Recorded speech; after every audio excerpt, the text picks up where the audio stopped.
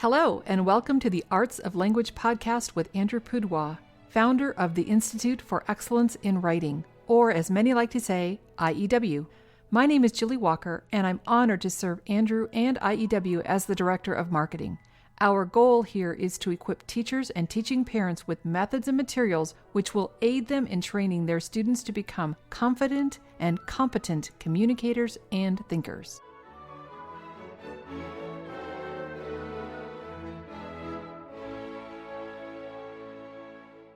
Well, it's podcast recording time, Andrew, and the number on our podcast clicker is 130. 130 weeks. Yeah. That's a long time. It is. I think that exceeds 2 years. Yeah, it's a good thing you didn't tell me in the beginning. We're going to do 130 podcasts. I might not have agreed to it.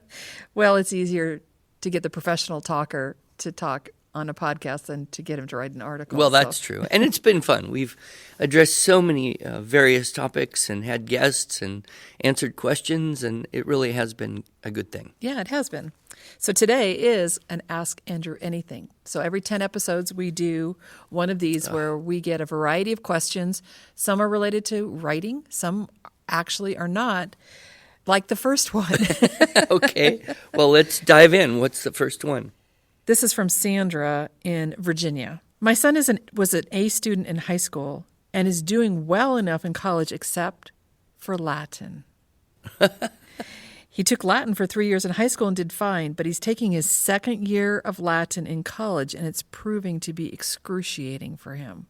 Do you have any advice for this level of Latin? So year 2 college. Well, I think there's three options. One, just plod through, just slog through it and put in the hours you need to pass the classes. This is for the son, not the mother. Right. Well, I mean, he's in college, so Right. Why does she even care? But nevertheless, a second option would be just quit. You know, when something gets too hard, just give up. Probably he's gained great value from having done Latin, and he's bumped into a teacher who really wants to squeeze every possible last drop of blood out of his students. That would be my guess, or her. The third thought I had would be to get some experience outside the university class. I have a good friend, and she's been now to several, and she's, beyond college age, actually. She's been to several of these Talk Latin weeks. Sometimes they're called Biduum, Biduum. So she travels to go to this. But for her, she said that's been just a hugely significant burst of confidence, meeting other people who kind of love Latin. It's brought all of the difficult reading and translation, kind of livened it up a bit. It's hard to study something with zeal. And interesting in that in Latin, the word for study and the word for zeal are actually the same word. But it is hard to study something with zeal if you don't love it anymore.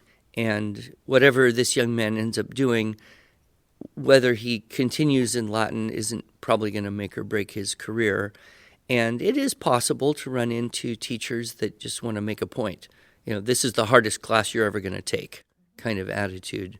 So I would say either just keep on and survive, kind of like you got into the thing and now you just have to keep going, put one foot in front of the other and hope you come up with a grade that doesn't look too bad on the transcript and then be done with it. Mm-hmm. Or, like I said, try to renew the enthusiasm.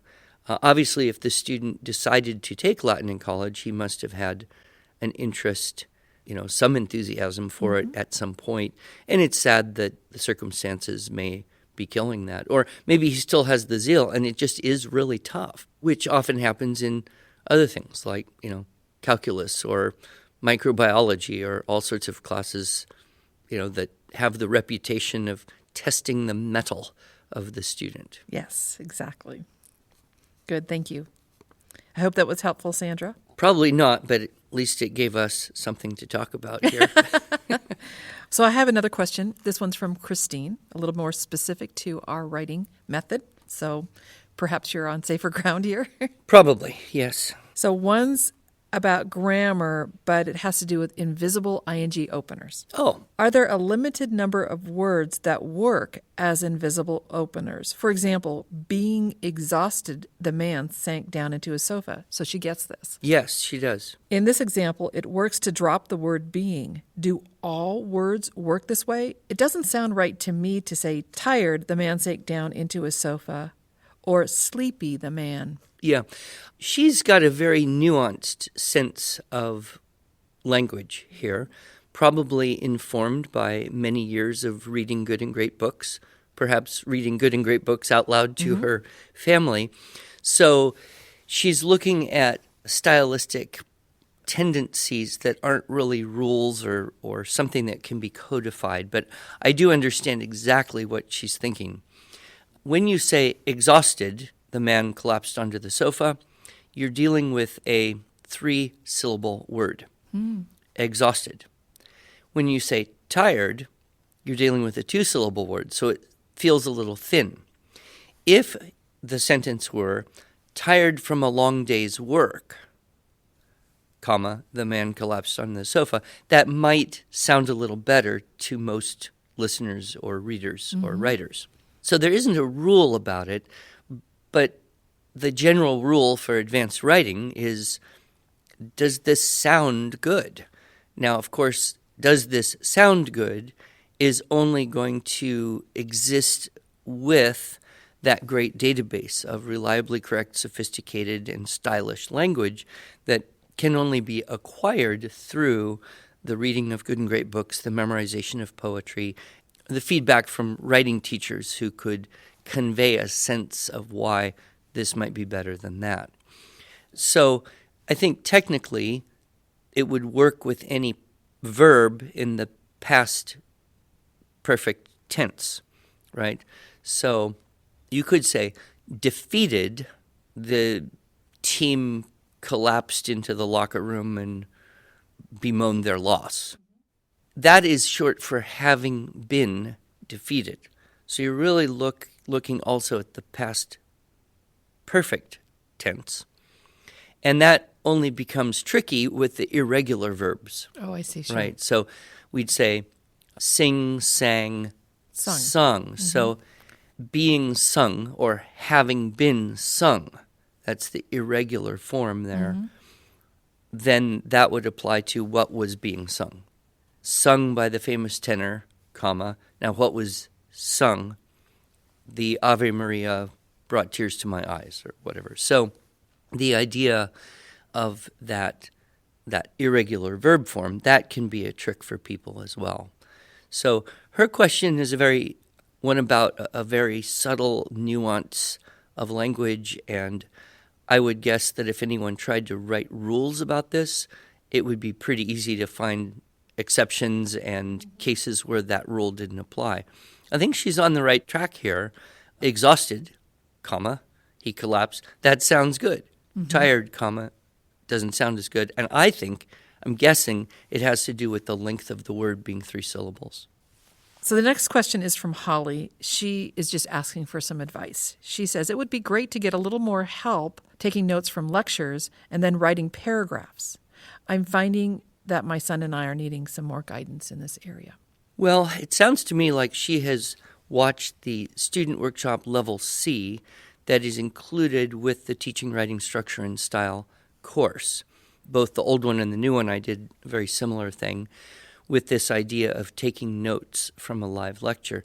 We don't really have a whole lot more available on that. We do have the Advanced Communication series that has the Power Tips for Planning, Writing, and College level paper, as well as the Advanced Note-Taking Skills, which is kind of a keyword outline on steroids with a graphic use of keywords to aid in memory and understanding and relationship and recall.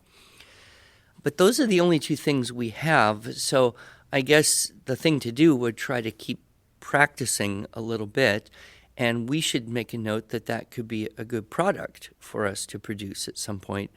I actually did have, a decade ago or more, the idea of producing a product called Live Lectures for practice in note-taking, where we would do exactly that and have maybe a series of 10 lectures of increasing complexity and a demonstration of how notes could be taken. So I don't have any specific idea except, follow basic principles. You want the content to be at or below the reading level or listening level of the student in the beginning so that it's relatively easy. Usually when people start struggling, it's when the complexity is over their comprehension or attention or speed level. So keep it simple, keep practicing. Perhaps you want to look into the Advanced Communication series, which I'm sure we will redo at some point in the future. But that is a very good skill to take into college, and one that probably homeschoolers more than kids who are in high school could use practice with. If you're in high school, generally you're used to getting some lectures, taking some notes, studying those notes, and having a test. Homeschoolers may or may not be doing that. So definitely, I think she's on the right track. I wish I had a magic packet to sell. Yes. Leah asks, I'm interested in one of your courses for my 10th grade daughter. I would like something that she could work on independently. Do you have recommendations? Are there assessments built into the program? Well, I think our answer there is, number one, yes, the Student Writing Intensive Group C and the Student Intensive Continuation course, Group C, are designed for a student to do this somewhat independently because all of the new ideas are presented on video and then there's practice assignments.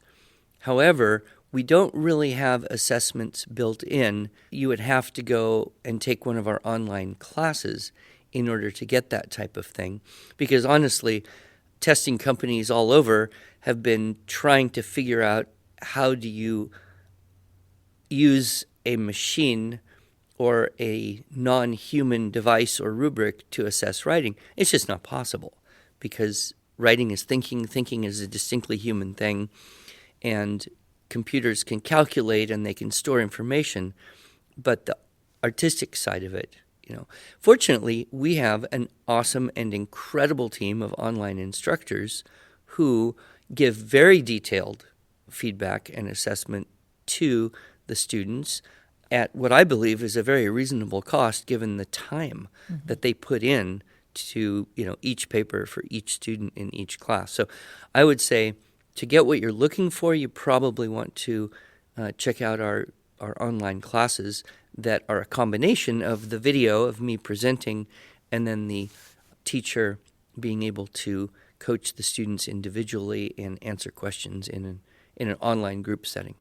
So Melissa, she's one of our podcast listeners, okay, which is fun. That is good. She says, I recently listened to episode 66 of the podcast, and this was on special needs, struggles and suggestions, part 3, ADHD. My son has ADD and learning disabilities such as significant delays in spelling and mild delays in reading and math. He also has delays in working memory and processing speed. He's currently in the 5th grade in a public school. I am unfortunately unable to homeschool him, but we are working with him after school and in the summers as much as possible. I wanted to see what would be recommended for him. He is currently in 5th grade, so I'm unsure whether level A or level B, grades 3 to 5 or grades 6 to 8 would be best for him. Any other information or resources you would have that could direct us would be so much appreciated. Thanks so much. Sounds like a really dedicated mother. Yeah, very dedicated, obviously listened carefully. The quick answer to that question is go with a level A. When you're dealing with a child who's got issues, whatever they are, whether it's the ADD type or auditory processing disorder or your mild dyslexia or your dysgraphia or your mobility, anything you're dealing with, you want to err on the side of having it be too simple rather than too complex. So if she's going to do our student writing intensive, say, over the summer, I would definitely go with the group A and not worry about, what's his age in relationship to his grade and what other kids are doing. Actually, most kids, if they do the student writing intensive, even the level A, will give them a huge advantage when they have to go write things in middle school. On top of that, and I would guess she's already looked at, the dietary things that can affect the behavior. Obviously, there's a lot of research in that area. Sleep is a thing I've been learning a lot about recently, and that's sometimes a challenge for kids who are always on the move. They spike up and down, but regulating to what degree sleep, minimizing screens, obviously. And I always do refer people to the work of Matthew Newell at the Family Hope Center, Family Hope Center, all one word, .org, I believe. They do work with children and families with children all up and down the whole spectrum, from profoundly brain injured, immobile, deaf, blind, all the way up to kids such as she has described that clearly would benefit from a neurological organization program. And in some ways, with kids like that, the time you have is better spent trying to kind of fix and organize the brain itself than try to play catch up on the academic side. So she might, take a look and see what they have to offer and discover whether one of their training courses would be something they could fit into their life. Sounds great. Next question from Mary. She homeschools her 14 and 16-year-old sons using IEW structure and style writing program. Her question is, her comments are, I really love it and it's working well. However, my 14-year-old has some issues, lack of proper punctuation in sentences, run-ons, and tense agreement, to name a few. I have addressed these in editing, but I feel like he's missing something pretty important. Should I continue to coach him through editing? He is grasping all the dress-ups quite well. We are in Unit 4. Oh, that's a great question. And she is certainly not alone. I think she should be comforted to know that there are a good number of 14-year-old boys who are less than perfect in their mechanics of writing, although they have the great vocabulary and ideas, and if you just read it, it would probably sound quite good. So I have two suggestions here. One would be do some practice of editing skills separate from the composition. Keep editing and making him copy it over or implement those changes. That's really important. Don't stop being his editor and doing that for him. But you might supplement that with one of our Fix-It grammar courses. So I think she could probably start with level 2 Robin Hood, or maybe even level 3 The Frog Prince. I would, I guess, err on the side of level 2. The Fix-It grammar began really as an editing practice program. We added in some things about grammar rules and parts of speech to kind of make it a more complete course. But at its core, that's what it is. Mm-hmm. It's learning some of the rules, some of the conventions, having an attention to detail. And the boys tend to enjoy it because it's not a test, it's not a workbook, it's more like a game. So there's a sentence with some embedded errors or missing things, and the teacher gets the fixed up sentence with the missing things put in or the errors corrected or whatever. So the students have to try to fix those errors, and then you compare the fixed up version with what they did and see if they could fix it all. So it's kind of more like a game than a test or a workbook or a chore. And we've had great feedback on that. The other thing I might suggest, this could be a little harder to implement, but I think it would have great value, and that is to have him do just some copy work so that maybe 10 or 15 minutes a day he is just copying some well-written language. Mm-hmm. It could be a story that he likes. It could be scripture if this person is so inclined. It could be part of a book that he enjoys. I would try to find something that, isn't too modern and too simple. I'd try to find, for a 14-year-old, something that has some literary value, maybe an O. Henry story or an Andersen fairy tale or something. And, I tried this experiment on myself. I actually copied one year the entire book of John by hand as an adult, as a 50-something-year-old person, because I was curious about the effect of copy work. And what I discovered was a few things. Number one, it's like slow motion reading. So you end up contemplating and thinking about what you're copying a whole lot more than if you just read it. Right. Which for the book of John was an enriching activity, but I think any good literature would provide that. The second thing is it causes you to have an attention to detail that you don't have when you're busy trying to get the thoughts from your brain into words, hear what you said, remember what you said, and then get that onto paper. You're in a different universe there. But if you're just copying something, you start to notice, capitals, periods, punctuation, quotation marks, em dashes, little things that you might not even think about if you just read something. Mm-hmm. And then the third thing is it can also help with spelling, oddly enough, because when kids write, they will kind of have either a tendency to avoid words they can't spell or just give it their best guess and then it'll have to get fixed up later. But they're kind of done with the whole process. Whereas if you're copying something, you may notice, that's how that word is spelled as you copy it. And that's one more reinforcement, one more bit of information. So, a 14-year-old boy doing 15 minutes of copy work a day might seem to the modern educator a practice of questionable validity, but in my experience, it could have great value.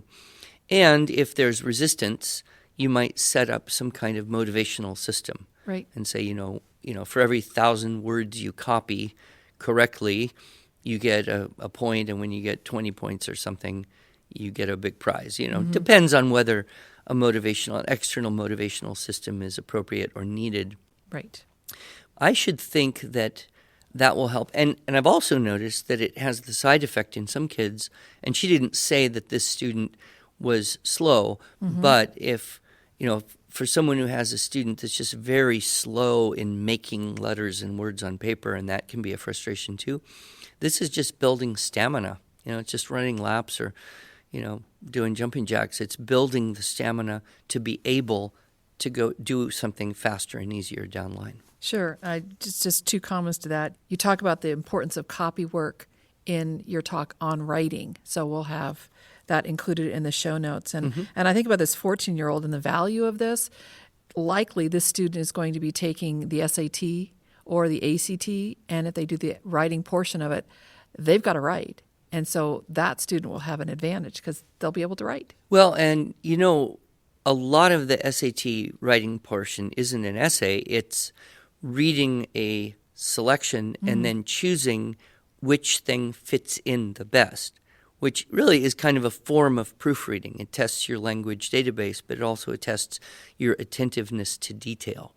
And so I think the Fix-It is a great practice also for the type of questions that come up on the SAT or the CLEP exam. And I'll tell you, if you do 3 years of Fix-It, if you start at level 2 and go to level 5 or level 3 and go to level 6, you're doing some very advanced editing there.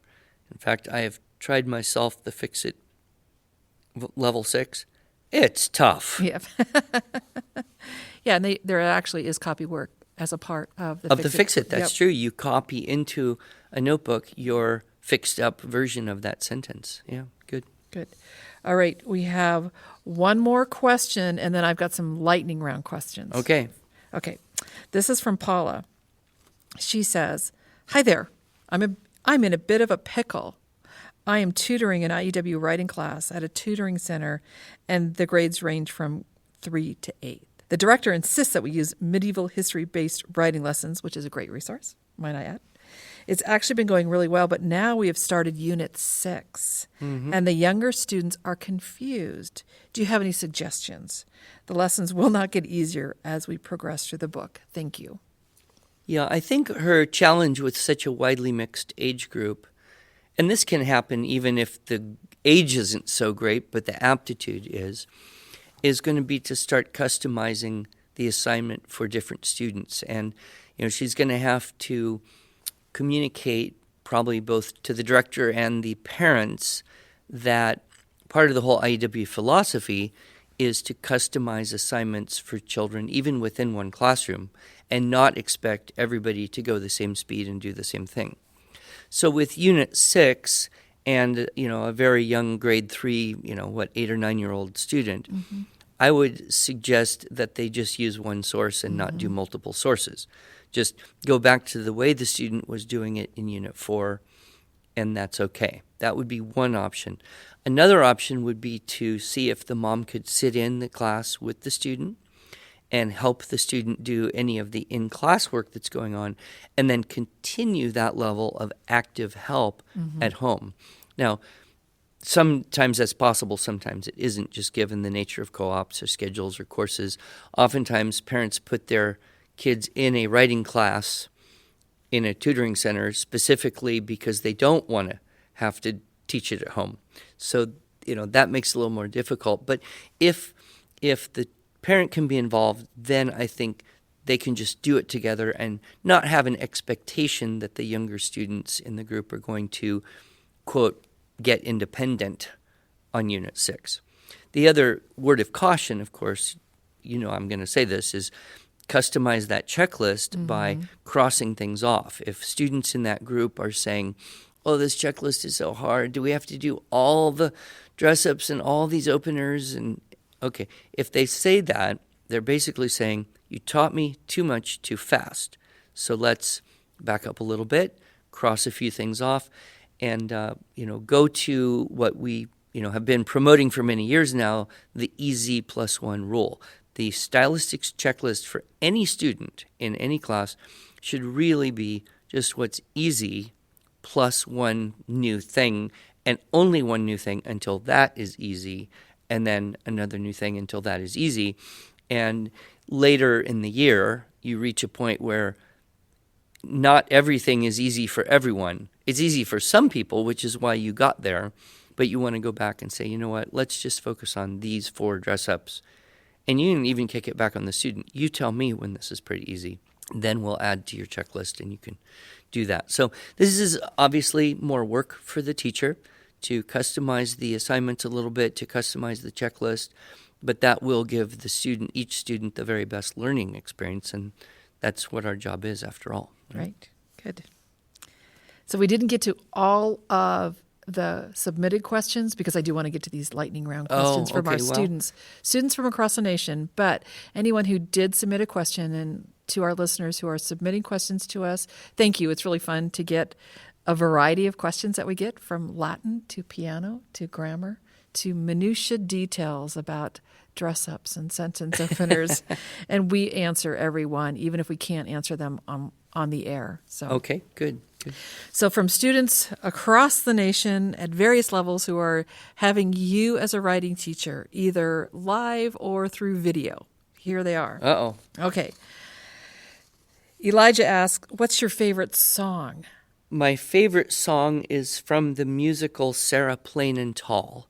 And it goes, oh, would you miss me, Sarah? Would you miss me, Sarah, dear? If a band of evil pirates came and ripped right off my ear, would you miss me? Oh, no, I would not. Would you miss me? No, I won't. I can't really sing it, right. But it sticks in my brain. It's just a continuous earworm for me. Well, since you mentioned Sarah has a question for you. What book are you currently reading? Why We Sleep. It's the most interesting and possibly important book that I have read in many, many, many years. I wish I had read it sooner. It explains so much about me and my family and my life and the world we live in. It's great science. It's well written. I'm actually listening to it. So, Sarah, I don't know if that counts in your mind as reading, but as far as I can tell, it's the same thing. That's what I'm listening to. I'm supposed to start reading Plato's Republic for a study group I'm joining next month. So we'll see if I get through that or not. So Daniel asks, what's your favorite drink? That would depend on the time of day. So we'll simply leave it at that. Okay. So if you were to answer coffee, then my next question would be, how many gallons of coffee do you think you drink a year? Lily asked this question. Oh, come on. That's a math question. Well, let's see. If you drank 2 cups a day at 12 ounces, that would be 1/4 of a gallon, right? Is there 48 ounces in a gallon? 128. 128 in a gallon. Okay. So 128 divided by 12 would be approximately 10.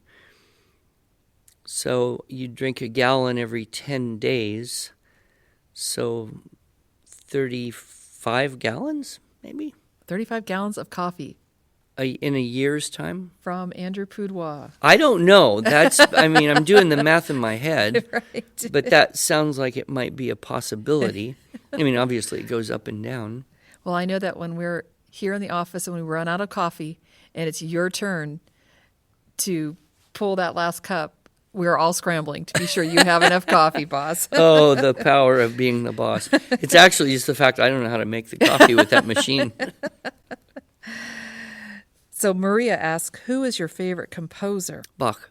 Maya asks, what's your favorite movie? Oh, that's tough because there's been so many great movies recently, and you forget about the old ones that were your favorites, and then you have a new favorite. So I don't know if this is I don't know. I'll say my favorite movie of all time is probably The Scarlet and the Black. Christopher Plummer, Gregory Peck, based on the true story of Monsignor O'Flaherty during World War II in Italy, in the Vatican, and he's running an underground railroad smuggling people out of Nazi-controlled Italy. And Christopher Plummer comes in as this German officer that's determined to stop Father O'Flaherty. And it's a great, great acting. Classic actors and a great story. There's a little bit of violence. I wouldn't show it to anyone under about 11 or 12. But I think it's one of the greatest. Of recent movies, I have to say Collateral Beauty is probably one of the most powerful in terms of its cathartic effect, emotional effect. Will Smith plays a man whose 6-year-old daughter has died from a rare brain cancer, brain disease, and he's gone into a kind of completely non-communicative, non-functional state. And through a series of events, he ends up having conversations with time, death, and love. And there's a healing that happens there, and very powerful, a very Dickinsonian storyline reminiscent of the Christmas Carol. And I could go on for a long time about all the really great movies that have come out in the last couple of years. So maybe we could do a podcast just on movies sometime. Sounds great. All right, 2 more. How many ties do you actually have? Haven't counted, but it's got to be in the few dozen. But I need to purge because there's some ties I just don't like anymore. I haven't worn them for years, and I probably never will. But I recently got a gift of Tie of the Month Club, so I can keep having a new tie every class I teach. So I don't know. That's the goal. Emily asks, do you have any bow ties? Not a one. But my friend Andrew Kern actually knows how to tie a bow tie. And along with his superior intellect, those two things, I will never be as good as him. And I'm going to let Jack end this with the last question. Can I use an emoji in my keyword outline? Symbols, numbers, and abbreviations are free. Right. It's just some of those emojis are awfully very complicated little things now. So remember the rule, you can use a symbol, but it can't take longer to draw the symbol than it does to write the word that's replacing it. Good. Well, these are always great episodes. It's really fun, like I said, to hear from our listeners. And please, if you have any questions for us, send them to podcast@iew.com. And if we don't answer them in episode 140, which will be in 10 weeks, we will have one of our amazing customer service agents respond to you. All right. Sounds good. Thank you. Thank you.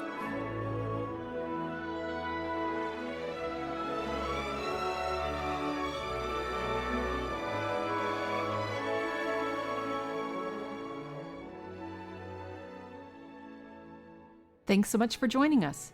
If you enjoyed this episode and want to hear more, you can subscribe to this podcast in iTunes or Stitcher, or just visit us each week at iew.com/podcast. Until then, on behalf of Andrew Poudois and the team at IEW, I thank you for the privilege of allowing us to partner with you on this educational journey toward better listening, speaking, reading, writing, and thinking.